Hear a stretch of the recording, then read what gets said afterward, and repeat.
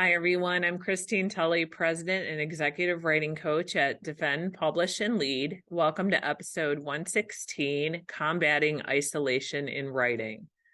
This is really a challenging topic because it is one that is talked about a lot in scholarly literature. It's also all over Twitter about people feeling very isolated and alone as they're doing their scholarly writing. And so this episode is to throw out just a couple of quick strategies that we've been using and suggesting to clients to combat isolation. So hopefully these will be helpful to you this week.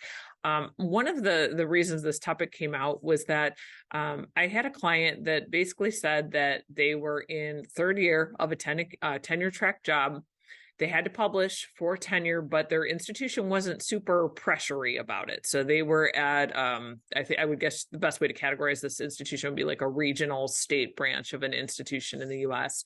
And one of the things that they figured out was that at the culture of their university, people were writing.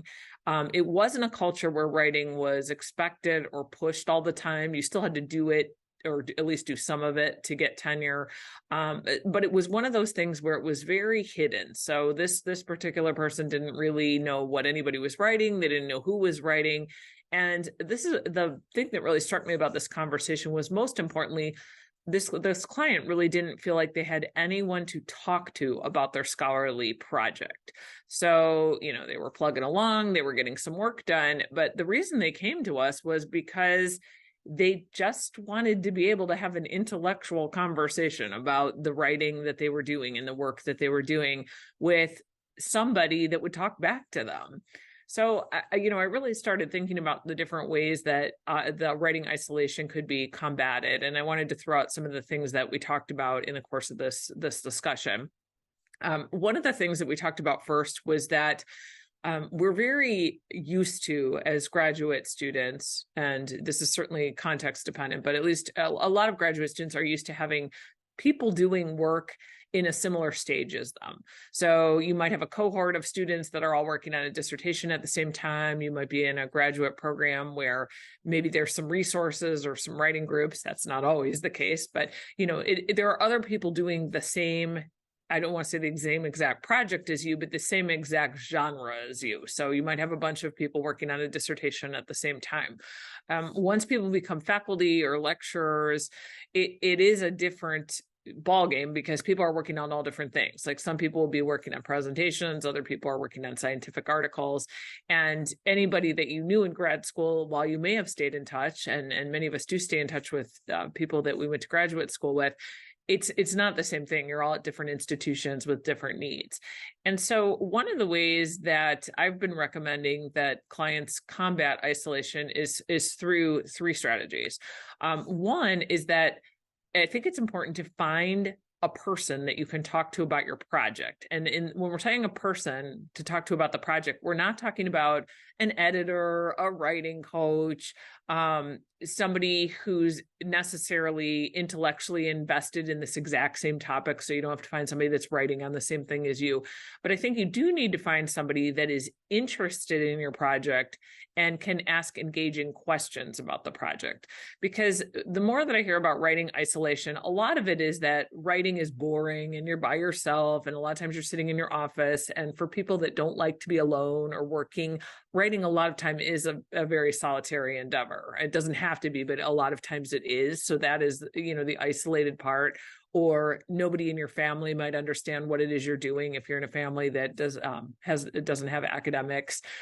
That's another common thing that we hear all the time. But I would argue that this part of not being able to talk about your project with somebody, that's a thing that really contributes to writing isolation as well, because you might be really excited about your project. You might have these really cool pieces of data where you found this great article.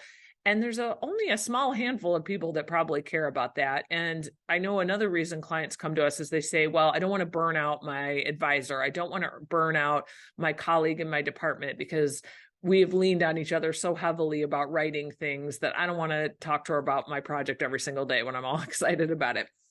So one of the ways that I had suggested making this conversation happen, there's a couple different ways. One, I think it's definitely useful to reach out to somebody new and see if maybe that's something they might want to engage in. This has happened. This happened to me actually just randomly on the campus where I am. Somebody is working in a totally different area than me in the health professions, and somebody had reached out to me and just said, "Hey, I really just need a sounding board about some of these ideas and to see, to basically talk through this research process a little bit." And I said, that's great. And she's like, "I'm happy to do the same for you." So we just met one time. We had a really nice time. We had a coffee and just talked through some ideas. So, one of these ways to combat isolation might be to reach out to somebody that you're just interested in getting to know better and explaining what you're thinking about doing. So the other nice thing about this type of thing where you're just talking about your projects versus like exchanging writing or anything like that is there's a small time burden on each other. So I think that kind of frees you up to really listen to what the other person is saying and hear about their project. So that might be one way, is to find somebody that way. We've had a lot of clients that will put things out on Twitter and get good Twitter conversations going. That might be another space, but certainly Twitter is Twitter. So, you can't guarantee that it will happen there, but I do know of some of our clients that have been able to do that.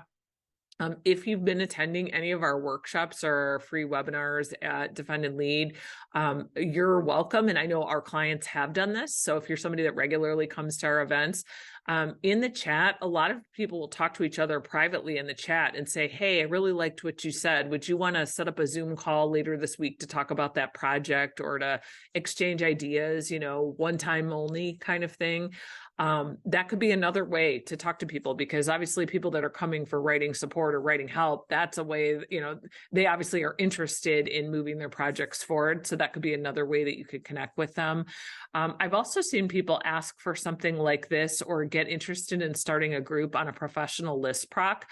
So I'm on several list procs for higher education in the UK. And I know that so I have seen researchers put it out there and just say, "Hey, I'm working with NVivo or something like that. Is anybody else interested in just having a one-time only chat about what we're doing with NVivo and how we're using, some of the functions on it?" So that could even be a way to combat isolation. If you're somebody that's trying to use a tool for the first time, usually people are willing to engage in a one-time only thing. And if it is a popular tool like NVivo or something like that, sometimes you can get some other folks, as well as maybe one or two experienced users who might be willing to jump in. It does take a little bit of arranging, but that could be another way to combat some isolation. Here's some other things that we've suggested. So that's all kind of the same soup as reaching out to somebody that might be willing to do some connections with you. So that's really one of the first strategies. A second one that I've recommended, if this exists at your university, is if you have a graduate writing center or any kind of faculty writing support or a faculty development director. Sometimes it is the director of the Center for Teaching and Learning, even though that person doesn't seem, maybe faculty writing is not an area they work with per se. A lot of times that is a good person, because that person tends to know all the new faculty. So they see new faculty every year for training initiatives. And a lot of times initiatives are often started with new folks that have the energy. They also have the impetus, if they're on the tenure track, to want to get some publication going. So, I'm all in favor of making some connections through those kinds of groups. Even if you're outside of that realm, you might be able to find some names of people that are interested in doing something similar as you. Or if there is faculty writing support, you might see if you're able to have a conversation with a director about a project or about with one of the graduate writing tutors. I have to say, some of the best conversations I've had about my own research have been with graduate students that are my graduate students, but we're not doing at all the same types of projects. And a lot of times they're the very first, like brand new master's students coming into the program. So, they have not yet read a lot of the scholarship, but they have really good insights on how writing happens. And it also forces me to explain things in a way that maybe I wouldn't have done otherwise. So, that's another way for me that my own work isn't isolating. The last thing, though, that I would say is that sometimes if you want to combat writing isolation, we need to do a little bit more demanding of our partners and our children. This may not be a popular argument, but hopefully people will hear me out just for a second. We had a client that's worked with us for a really long time. It is an academic mother, school-age children, just frustrated that she was always running around doing things for the family, and just she really needed to get some scholarship done, and she had to have a conversation, and she really did have to have this conversation because her application for tenure was due. She really needed to scramble to get some stuff completed because she probably wouldn't have gotten tenure if she didn't. And so she had a hard conversation with her husband and her children and said, this is something that I need from you. I need you to ask me about my project, and I need you to support me when I need some writing time. And so that is not going to happen in every scenario. In this case, one of the nice things that happened about it was that her two children got interested in different parts of her project. She was an educational researcher. And I know that one of the children would ask her a question every day that would just get her thinking about her project. And so she was talking about it more. The other one was leaving her like encouraging notes. It was a smaller child, but that again just makes it not as isolating. Like somebody cares if I do my writing today.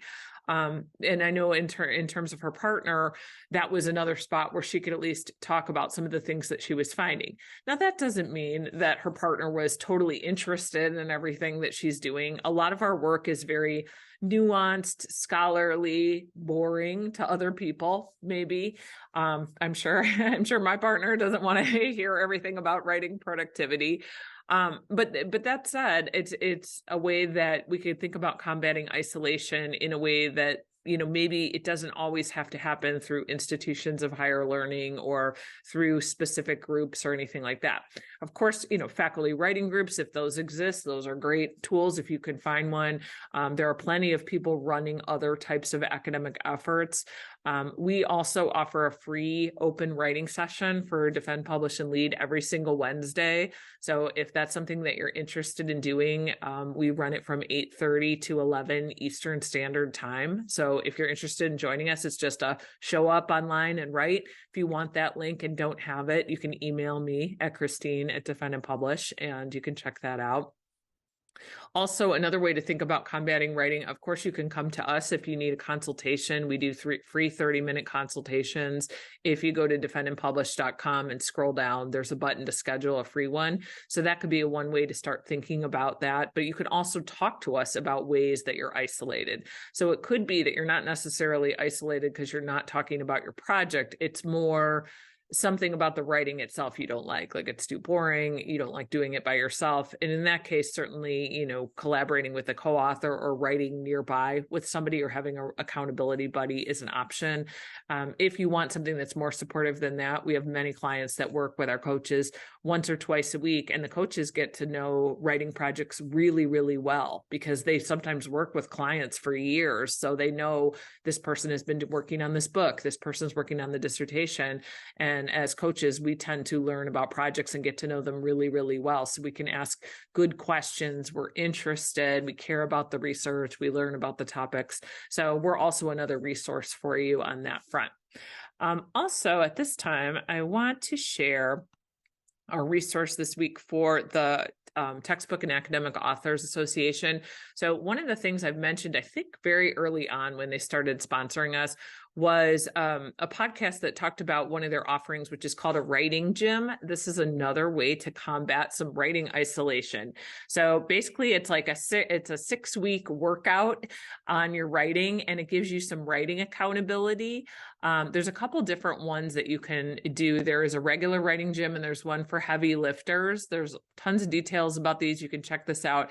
But why I'm telling you about it now is their program starts on April 3rd, the next one. So if you join TAA, you can check out these programs as some options to use, because I think this is another way that you can think about not being so isolated because you've got something else supporting you. And in this case, they offer this writing accountability.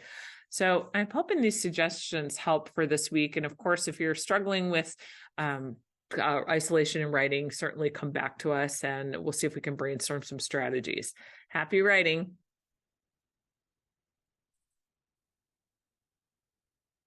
with them. So I encourage you to check that out this week, and happy writing.